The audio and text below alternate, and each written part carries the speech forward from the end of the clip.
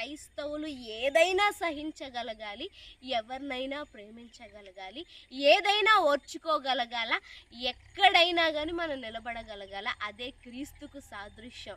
అలా ప్రతి వారిని క్షమించగలిగితేనే ఆ రాజ్యంలోనికి మన స్థానం ఉంటుంది. ఇక్కడ ఎక్యూప్ అయిన తర్వాతేనండి అక్కడికి ట్రాన్స్ఫర్ అవుతాం. ఇక్కడ మనం ఎక్యూప్ అవ్వకుండా ఏదో ఆ టైంకి మనం చర్చికి వెళ్ళేసి వచ్చేసాం, లేదంటే ఆ టైంకి బ్యాప్టిజం తీసుకున్నాం, లేదంటే అప్పుడప్పుడు నేను హాజరవుతున్నాను, అటెండెన్స్ వేయించుకుంటున్నాను, బ్యాప్టిజం తీసుకున్నాను, అప్పుడప్పుడు ఇస్తున్నాను, అయిపోయింది, కలాస్ let I will be in the heaven అని అనుకుంటాం. ఇట్స్ ఎ వెరీ పొరపాటు. అది చాలా పెద్ద మిస్టేక్.